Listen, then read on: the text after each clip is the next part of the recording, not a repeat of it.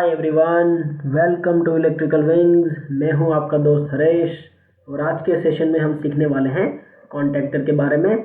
So guys, previous session में हमने सीखा था practical demonstration of thermal overload relay. So आप जाके रिफर कर सकते हैं, उसका लिंक आपको टॉप राइट कॉर्नर में मिल जाएगा। एज वेल एज चैनल को सब्सक्राइब जरूर करें and press the bell icon to get instant notification. So हमारा ये जो कॉन्टैक्टर है उसके रिलेटेड इंटरनेशनल स्टैंडर्ड है IEC 60947 पार्ट 4-1। आप जाके रिफर कर सकते हैं। सो गाइज, यहाँ पे आप कॉन्टैक्टर का फिगर देख सकते हैं। ये हमारा ऑक्सिलरी कॉन्टैक्टर है एंड ये हमारा पावर कॉन्टैक्टर है। सो हमारा जो पावर कॉन्टैक्टर रहता है उसके अंदर 3 नंबर ऑफ टर्मिनल्स रहते हैं एंड हमारा जो ऑक्सिलरी कॉन्टैक्टर रहता है उसके अंदर नॉर्मली 4 नंबर ऑफ कॉन्टैक्ट रहते हैं। तो ये जो हमारा पावर कॉन्टैक्टर रहता है वो नॉर्मली एनो टाइप का रहता है, यानी कि उसके सारे कॉन्टैक्ट्स जो हैं वो नॉर्मली ओपन रहते हैं।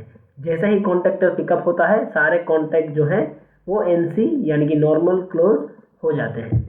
एंड ये जो हमारा ऑक्सिलरी कॉन्टैक्टर रहता है उसके अंदर कॉन्टैक्ट्स NO भी हो सकते हैं या NC भी हो सकते हैं एज पर रिक्वायरमेंट। सो कॉन्टैक्टर जो है वो बेसिकली क्या है? सो हमारा ये जो कॉन्टैक्टर है वो एक स्विचिंग डिवाइस है जिसकी मदद से हम हमारे इलेक्ट्रिकल सर्किट्स को ऑन एंड ऑफ करने का काम करते हैं। तो ये जो हमारा कॉन्टैक्टर है उसका मेन ड्रॉबैक ये है कि वो हमें short circuit as well as overload condition से कोई भी प्रोटेक्शन प्रोवाइड नहीं करता है। सिंपली कॉन्टैक्टर जब पीक होता है देन वो करंट को लोड की तरफ पास करता है एंड जैसे ही कॉन्टैक्टर ड्रॉप हो जाता है हमारा जो इक्विपमेंट है उसको सप्लाई बंद हो जाता है। सो फॉर एग्जांपल यहाँ पे आप देख सकते हैं ये हमारा मोटर यहाँ पे लगा हुआ है एंड यहाँ पे हमारा 3 फेज सप्लाई अवेलेबल है। अभी इस सर्किट के अंदर अगर मैं कॉन्टैक्टर लगा देता हूँ, ओके, देन जैसे ही ये कॉन्टैक्टर पिकअप होगा हमारा जो सप्लाई है वो यहाँ से थ्रू होके हमारी मोटर को मिल जाता है एंड हमारा मोटर जो है वो रन करने लगता है। सो कॉन्टैक्टर का इस्तेमाल जो है वो DOL यानी कि डायरेक्ट ऑनलाइन स्टार्टर्स के अंदर किया जाता है। एंड दूसरे टाइप का जो हमारा कॉन्टैक्टर है जिसको हम ऑक्सिलरी कॉन्टैक्टर कहते हैं। सो ऑक्सिलरी कॉन्टैक्टर का इस्तेमाल जो है वो ज़्यादातर इंडिकेशन सर्किट के लिए किया जाता है। सो ऑक्सिलरी कॉन्टैक्टर का कंस्ट्रक्शन भी पावर कॉन्टैक्टर की तरह सेम रहता है। सो यहाँ पे आप देख सकते हैं कि एग्जाम्पल के तौर पे मैंने एक ये ट्रिप कॉन्टैक्ट यहाँ पे लिया है एंड ये हमारा ऑक्सिलरी कॉन्टैक्टर है। सो अगर मेरा कोई पर्टिकुलर फीडर ट्रिप होता है देन ये जो कॉन्टैक्ट है वो NO से NC हो जाएगा, उसी के साथ ये हमारा ऑक्सिलरी कॉन्टैक्टर पिक हो जाएगा। एंड ये जो आप 4 कॉन्टैक्ट्स देख रहे हैं, ओके, वो पहले ओपन कंडीशन में थे एंड ये हमारा ऑक्सिलरी कॉन्टैक्टर पिक होने के बाद ये 4 नंबर ऑफ कॉन्टैक्ट्स NO से NC हो जाते हैं, यानी कि ये चारों कॉन्टैक्ट जो है वो क्लोज होने के बाद अलग अलग सर्किट्स में इंडिकेट करेंगे, ओके, कि हमारा पर्टिकुलर फीडर जो है वो ट्रिप हो चुका है।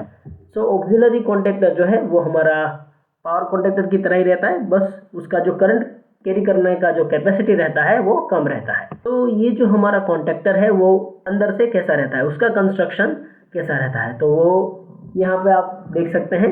ओके, तो हमारा जो कॉन्टैक्टर है उसके अंदर E फ्रेम आयरन कोर का इस्तेमाल किया जाता है। तो कॉन्टैक्टर के अंदर 2 number of E frame iron core का इस्तेमाल किया जाता है। ओके, तो यहाँ पे आप देख सकते हैं अपर साइड का जो हमारा E शेप कोर रहेगा वो मूव कर सकता है एंड लोअर एंड का जो हमारा E शेप कोर रहेगा वो फिक्स कंडीशन में रहता है। सो यहाँ पे आप देख सकते हैं अनदर, ये जो आप देख रहे हैं ये पार्ट, उसके अंदर हमारा ये कॉइल रहेगा। सो इसके अंदर ये जो कॉइल रहता है, ओके, वो एज ए इलेक्ट्रोमैग्नेट फंक्शन करता है। सो ये जो यहाँ पे आप स्प्रिंग देख रहे हैं, ओके, जो कि हमारे ये दोनों फ्रेम्स के बीच में लगाया गया है। सो ये जो हमारा फ्रेम के बीच का जो स्प्रिंग है वो क्या काम करता है कि नॉर्मली जब हमारा कॉन्टैक्टर ड्रॉप रहता है देन दोनों कोर्स को एक दूसरे से अलग रखने का काम करता है। सो उसी के साथ ये जो हमारे 2 कॉन्टैक्ट्स हैं वो भी ओपन कंडीशन में रहते हैं। सो यहाँ पे ये जो आप 2 कॉन्टैक्ट देख रहे हैं, ओके, ये हमारा मूविंग कॉन्टैक्ट है एंड ये हमारे फिक्स कॉन्टैक्ट है। सो जैसे ही हमारा कॉन्टैक्टर पिक होता है ये दोनों कॉन्टैक्ट जो है वो एक दूसरे के साथ अटैच हो जाते हैं एंड उसी के साथ हमारा कॉन्टैक्ट जो है वो क्लोज हो जाता है। सो ये जो हमारा कॉन्टैक्ट्स हैं वो नॉर्मली कॉपर के बने हुए रहते हैं फॉर बेटर कंडक्टिविटी। एंड यहाँ पे ये जो आप कॉन्टैक्ट्स का जो टिप देख रहे हैं, ओके, उसको स्पेशल अलॉय से बनाया जाता है ताकि वो टेम्परेचर को विथस्टैंड कर सके। तो जब भी ये कॉन्टैक्ट एक दूसरे के साथ अटैच होके क्लोज होते हैं उस टाइम पे इन दोनों कॉन्टैक्ट के बीच में आर्क जनरेट होता है।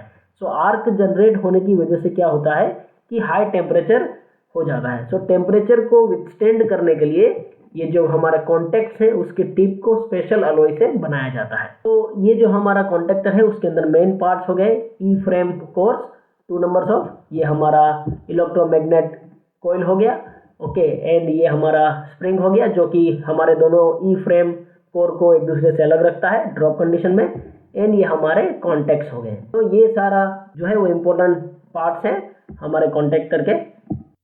अभी ये जो हमारा कॉन्टैक्टर है वो फंक्शन कैसे करता है, यानी कि इसका वर्किंग प्रिंसिपल क्या है। तो कॉन्टैक्टर के अंदर एक कॉइल का इस्तेमाल किया जाता है। सो ये जो हमारा कॉइल है वो 230 volt single phase AC supply के ऊपर पिकअप होता है। सो जैसे ही इस कॉन्टैक्टर के कॉइल को सिंगल फेज एसी सप्लाई दिया जाता है, ये एज ए इलेक्ट्रोमैग्नेट फंक्शन करता है। सो यहाँ पे आप देख सकते हैं जैसे ही कॉइल को सप्लाई मिला वो एक इलेक्ट्रोमैग्नेटिक फील्ड जनरेट कर रहा है। सो ये जो हमारा कॉइल रहता है, ओके, वो हमारा लोअर एंड का जो ई फ्रेम कोर है उसके साथ अटैच रहता है। सो जैसे ही इसको सप्लाई मिला वो एज ए इलेक्ट्रोमैग्नेट फंक्शन करेगा, एंड ये जो हमारा अपर एंड का जो ई फ्रेम कोर है उसको वो अट्रैक्ट करता है क्योंकि ये हमारा इलेक्ट्रोमैग्नेट बन चुका है।